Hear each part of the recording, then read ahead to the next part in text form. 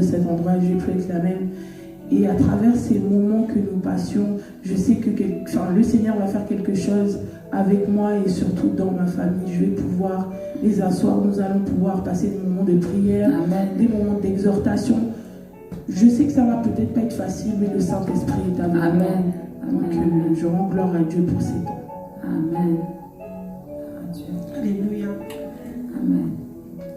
Alors pour moi, en fait, la prédication, c'est comme si c'est comme si quelqu'un me l'avait dit ce matin, du moins cette nuit quand je priais. C'est comme si c'était des sujets de prière qui montaient dans mon cœur en termes de l'unité d'esprit. L'unité d'esprit, développer la vie de prière et encore autre chose, la foi et l'obéissance à la parole de Dieu. C'est vraiment ce qui remontait beaucoup dans mon cœur. Il y avait des choses que, surtout avant de venir hier, je sais pas, mais cette nuit, j'ai pas beaucoup dormi en fait. J'ai beaucoup envie de prier. Quelque chose qui était très pressant, j'ai commencé à prier et je ne voulais plus m'arrêter. Franchement, je ne voulais plus m'arrêter. Et puis, c'était ces sujets qui montaient dans mon cœur. Ces temps-ci, c'est vrai que vu que je cherche du travail, je prie beaucoup pour le travail. Mais franchement, cette nuit, c'était beaucoup plus prier sur les 4 points que je viens de dire. C'est quelque chose qui s'est imposé, qui montait dans mon cœur. Et puis, il y avait la présence de Dieu il y avait une présence que je ne ressentais pas beaucoup avant, mais qui revenait encore beaucoup plus. Comme tout à l'heure, tu avais dit à Alia, c'est quoi le thème? C'est comme si c'était quelque chose qui s'est bouillonné en moi. En fait, quand je m'as dit, va chercher mes chaussures, je priais toute seule en haut. C'est comme si quelque chose me dit, mais en fait, c'est ça. En fait, il va falloir que tu te saisisses de ça. C'est quelque chose pour toi, afin que tu puisses saisir cela pour. Je ne veux pas vraiment d'une situation personnelle, d'une vue vraiment du regard personnel. Pour ma vie, pour comment est-ce que je dois avancer avec le Seigneur, m'enraciner vraiment dans la parole de Dieu. Et c'est vraiment ce que je demandais à Seigneur ce matin. Dans la nuit, Seigneur, vraiment, c'est comme si cette nuit, j'ai vécu quelque chose de spécial, d'extraordinaire avec toi. J'ai pas envie de le perdre. J'ai vraiment envie d'aller encore plus loin avec toi. Je suis quelqu'un, je suis parfois, je n'exprime pas beaucoup ce que je ressens. Je le garde beaucoup parfois. On dit, quand tu me vois, tu dis, certainement, quelqu'un peut voir que j'exprime certaines choses, mais il y a beaucoup de choses que je n'exprime pas, je garde beaucoup. Et vraiment, il y a parfois des choses, des anomalies qui sont parfois en moi que le Seigneur a pu me convaincre vraiment de lâcher pour que sa présence encore se développe plus en moi. Parce que la Bible déclare que le monde attend avec un ardent désir la révélation des fils de Dieu. Alors que s'il y a des choses en nous qui traînent, Dieu ne veut pas se révéler avec puissance dans nos vies par par le passage, par le biais du Saint-Esprit. Alors je l'ai vraiment pris pour moi. Et hier, on partait en magasin avec Elsa pour aller acheter, pour faire quelques courses, acheter en fait ce qu'il fallait pour les enfants. Les gens couraient partout et effectivement, j'ai pensé aussi à mon rêve. J'ai dit, mais mon Dieu, c'est à peu près ça ressemble un peu à ce que j'ai vécu dans mon rêve. J'ai eu envie de commencer à prêcher dans mon champ. Leur dire, mais mais vous avez peur de ça, mais vous savez que vraiment, c'est des choses qui vont vraiment se réaliser et Dieu va vraiment revenir et ça sera pire que ça, je dirais, mais ça sera comme ça. Elle a dit, mais ça sera pire que ça. Je dirais ça, je pense qu'il y a une dame vraiment à côté de moi, elle était blanche, mais moi je pense qu'elle aussi, elle était chrétienne, et puis elle se dit, c'est vrai. Et puis voilà quoi, ça m'a fait réaliser, ça m'a fait une prise de conscience. J'ai juste envie, je vais tous les jours d'aller me poser quelque part et dire aux gens, vraiment Jésus revient bientôt. C'est juste quelque chose, les choses qui se passent actuellement, c'est juste vraiment une alarme pour dire attention, ça va vraiment se réaliser. Il va falloir qu'on prenne vraiment conscience. Ce qu'on dit aux gens, c'est pas des baratins, c'est vraiment réel. Dieu existe, l'enfer existe, le paradis existe, vraiment c'est une réalité, une bonne réalité, une triste réalité, effectivement par rapport à l'enfer. Il va falloir que les gens vraiment se ressaisissent et vraiment prennent cela vraiment à cœur.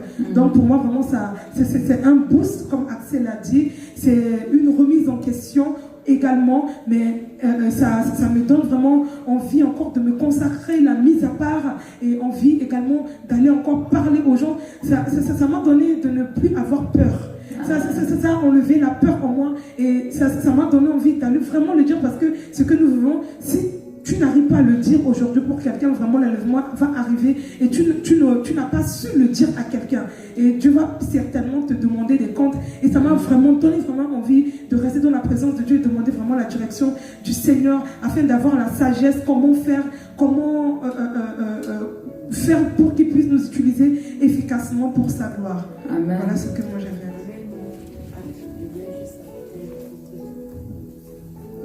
Je voulais rajouter aussi que par rapport à la fin du message, tu disais qu'en gros, je pense que c'était sur l'inspiration du Saint-Esprit, tu disais qu'en gros, il y a beaucoup de ministères qui vont se développer parce que je pense que dans ces temps-là, nous allons vraiment rentrer dans une communion avec le Saint-Esprit qui va nous révéler beaucoup de choses. Et depuis un moment, enfin, je parlais avec Esther et Chaka, un peu balou, bon, ils disent souvent mes théories parce que je leur explique beaucoup de choses, tu vois. Et moi, j'ai l'impression, enfin, c'est mon avis, tu vois. J'ai l'impression que je sais pas si c'est prétentieux de dire ça, mais j'ai l'impression que je vais vraiment être l'un des derniers avant la fin. C'est une envie, c'est une pression que j'ai parce que quand je lis la parole, je suis beaucoup plus touché par tout ce qui concerne les temps de la fin. Et quand tu parlais justement, tu disais qu'il y a beaucoup de prophètes qui vont se lever. Moi, c'est l'un des dons que je ne pense vraiment pas et que je ne veux même pas d'ailleurs. Mais lorsque je regarde la parole, je pense que j'ai cette grâce de pouvoir situer entre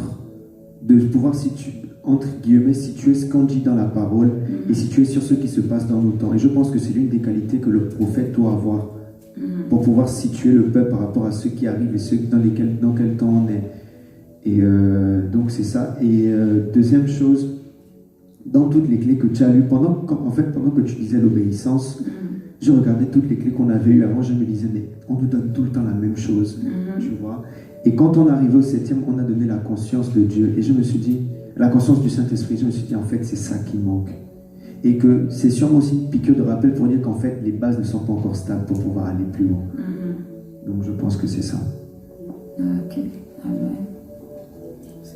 C'est juste pour dire que maman, la parole que tu as donnée, que Dieu t'a inspirée, c'est vraiment Dieu qui t'a parlé.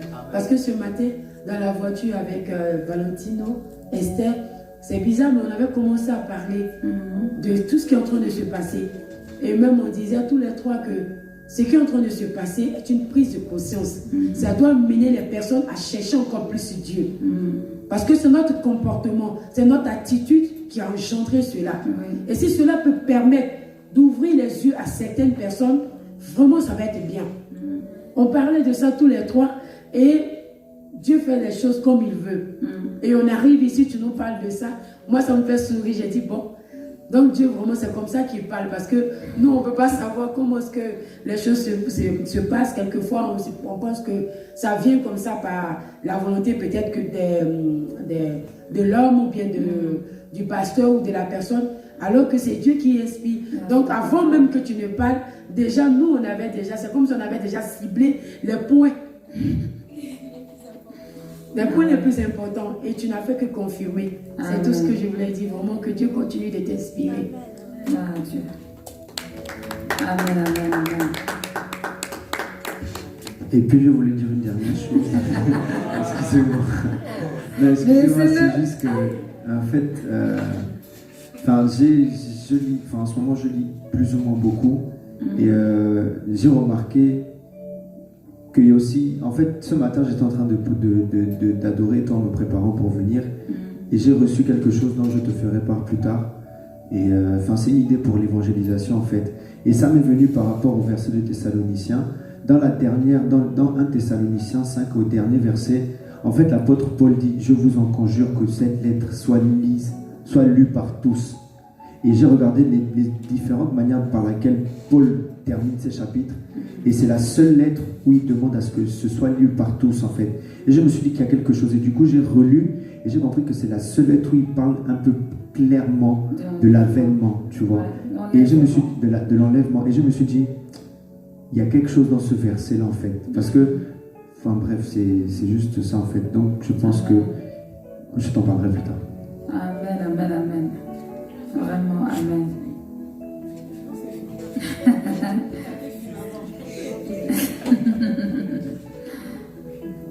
Laissez-le. Vous avez quel problème? Ok. Oh.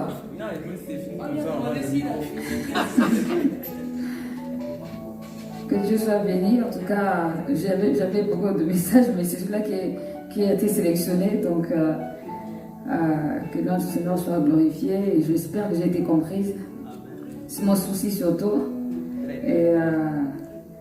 Et vraiment que Dieu me donne la force aussi, parce que vraiment j'ai à cœur de faire des directs tous les jours de la semaine. Pas forcément des directs longs, mais même d'une demi-heure ou 1 heure à chaque fois pour vraiment inciter, susciter, encourager. Et c'est vrai que justement, je n'avais plus de temps pour me connecter. J'avais plus de temps pour faire les directs. Ouais. Je pense que le temps a été créé parce que au travers des directs que je fais le soir particulièrement, il y a beaucoup de personnes que j'ai eu en contact qui vraiment ont été aidées spirituellement, encouragées, fortifiées. Et quand je voulais arrêter, ce sont les mêmes. Enfin, Dieu s'est servi d'eux pour dire non, il ne faut pas arrêter. Ça me fait du bien et tout. Et je sais que ça peut aller beaucoup plus loin. Maintenant qu'il y a Axel et Valentino, je sens que ça va aller beaucoup plus loin.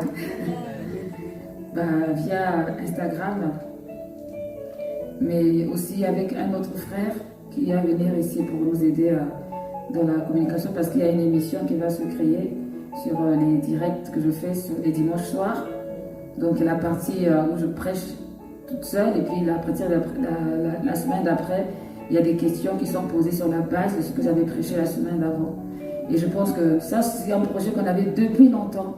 Et le Seigneur va permettre que ça se concrétise maintenant. Donc, que Dieu soit glorifié pour tout.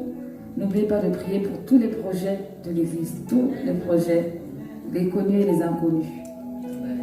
Que Dieu glorifie son Saint-Nom et que sa volonté s'accomplisse. Amen.